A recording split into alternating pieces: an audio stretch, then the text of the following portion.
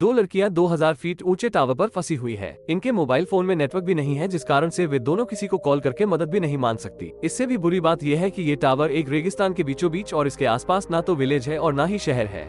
ये दोनों लड़कियां इस टावर पर कैसे फंसी और क्या ये इस टावर से बच पाएंगी, चलिए देखते हैं। कहानी की शुरुआत में हम बेकी को अपने हस्बैंड डैन और अपनी सबसे अच्छी दोस्त हंटर के साथ माउंटेन क्लाइंबिंग करते देखते हैं। तभी डैन को एक छोटी सी केव दिखती है जिसमें वो अपनी ग्रिप बनाने के लिए हाथ डालता है, लेकिन अचानक ही उसके अंदर से पक्षी बाहर निकल आते हैं, जिससे डैन अपना बैलेंस खो देता है और नीचे गिरने लगता है। लेकिन सेफ्टी रस्सी से बंधे होने की वजह से वो बच जाता है। डैन माउंटेन को पकड़ने की कोशिश करता है, लेकिन तभी डैन की रस्सी टूट जाती है और वो नीचे गिरकर मर जाता है। फिर सीन शिफ्ट होता है और हम 1 साल बाद बेकी को देखते हैं, जो आज भी अपने हस्बैंड को याद करके बहुत दुखी होती है। वो डिप्रेशन में रहने लग गई और नशे जैसे प्रोडक्ट्स का यूज करने लग चुकी थी। उसके फादर उसको लेकर काफी परेशान रहते थे।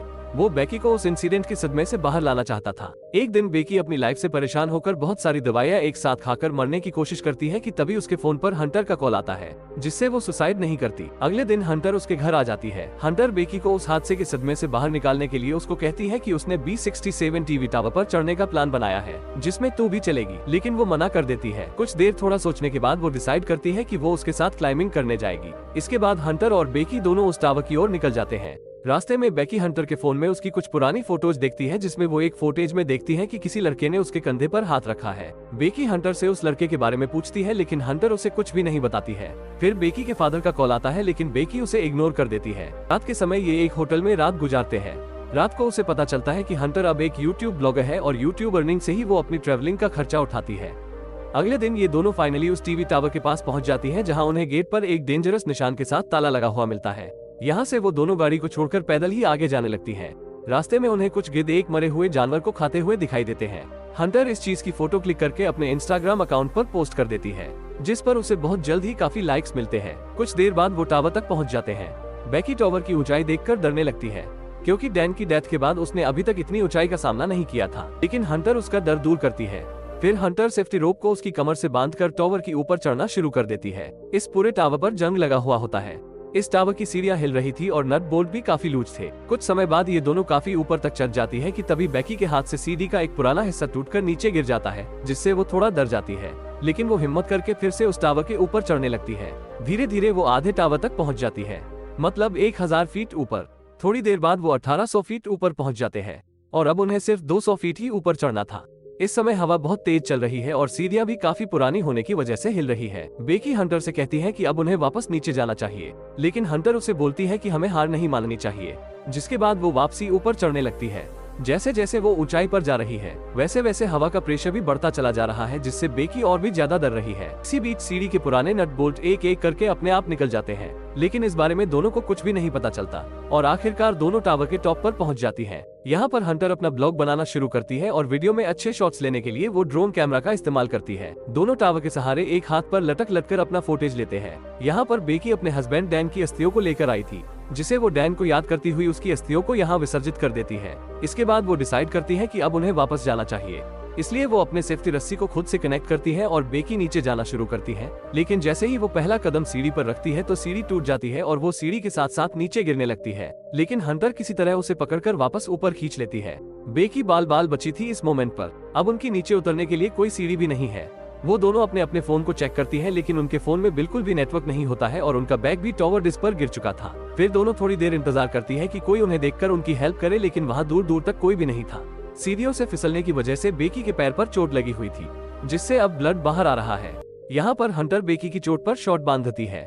कुछ समय बाद बेकी हंटर से पूछती है कि उसने व्लॉगिंग क्यों शुरू की, जिस पर हंटर गलती से डैन का नाम ले लेती है, जिससे बेकी को पता चलता है कि इनका कुछ तो चक्कर चल रहा था। सही है, साला मर गया। कुछ समय बाद उन्हें एक आइडिया आता है कि वो अपने फोन से अपने ऑडियंस से हेल्प मैसेज टाइप करके उस फोन को रस्सी से बांधकर नीचे लटका देती है, ताकि नेटवर्क आ जाए और उनकी पोस्ट अपलोड हो जाए। हालांकि ऐसा कुछ भी नहीं होता है।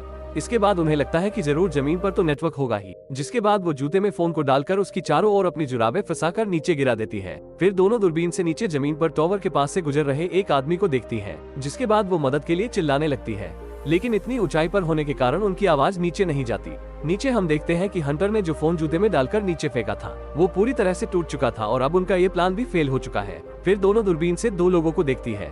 उन्हें देखकर वो दोनों डिसाइड करती हैं कि थोड़ा अंधेरा होने पर वो इस फ्लेयर गन का इस्तेमाल करेगी, ताकि वो लोग उन्हें बचा सके। शाम के समय वो फ्लेयर गन का इस्तेमाल करती है, जिससे वो दो आदमी उन्हें देख लेते हैं।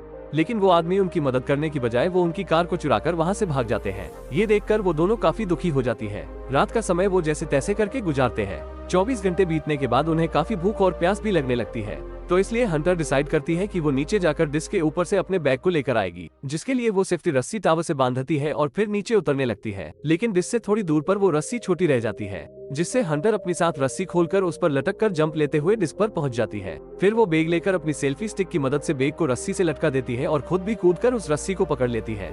हंटर ऊपर चढ़ने लगती है और वो बस ऊपर पहुंचने ही वाली थी कि तभी उसके हाथ से रस्सी फिसल जाती है। ये देखकर बेकी की बहुत डर जाती है, क्योंकि अपने हस्बैंड को खोने के बाद अब वो अपनी बेस्ट फ्रेंड को नहीं खोना चाहती है। जब बेकी डरी हुई नीचे देखती है कि हंटर अभी भी जिंदा है, इसलिए बेकी अपनी पूरी ताकत लगाकर हंटर को टावर के ऊपर खींचती है। थोड़ी देर बाद बेकी एक हेल्प नोट लिखकर ड्रोन में फंसा देती है और ड्रोन के सहारे पास के होटल तक पहुंचाने की कोशिश करती है, लेकिन ड्रोन में बैटरी कम होने की वजह से वो ज्यादा दूर नहीं जा पाता, इसलिए वो उसे वापस अपनी ओर ले आती है। रात में बेकी को एक भयानक सपना आता है। हंटर की उस टावर पर ही मौत हो गई और गिद्ध उसके शरीर को खा रहे हैं। इससे वो डरी हुई उठती है और तब उसे पता चलता है कि ये तो उसका बुरा सपना था।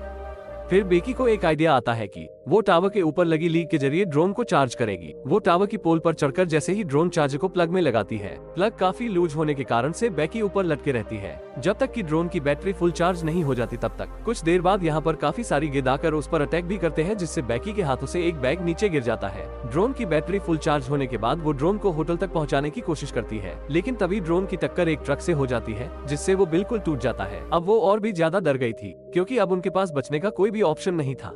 वो थकी हारी उस टावर पर हार मानकर बैठ जाती है। शाम के समय वहाँ तूफान होने के कारण बेकी का सर्वाइव करना और भी मुश्किल हो जाता है। यहाँ पर बेकी को नींद आ रही थी, लेकिन हंटर उसको सोने से मना करती है, क्योंकि उनके सोते ही गिद्ध फिर से उन पर हमला करने लगेंगे। बेकी हंटर से उसका दूसरा जूता मांगती है, ताकि इस बार वो उसमें अपना फोन डालकर नीचे फेंक सके। हंटर कहती है कि मेरा जूता तो नीचे डिस्क पर ही गिरा हुआ है। यहाँ पर हमें पता चलता है कि जब हंटर नीचे से ऊपर आ रही थी कि तभी उसकी गिरने से मौत हो चुकी थी। दरअसल बेकी अकेले ही सर्वाइव कर रही थी।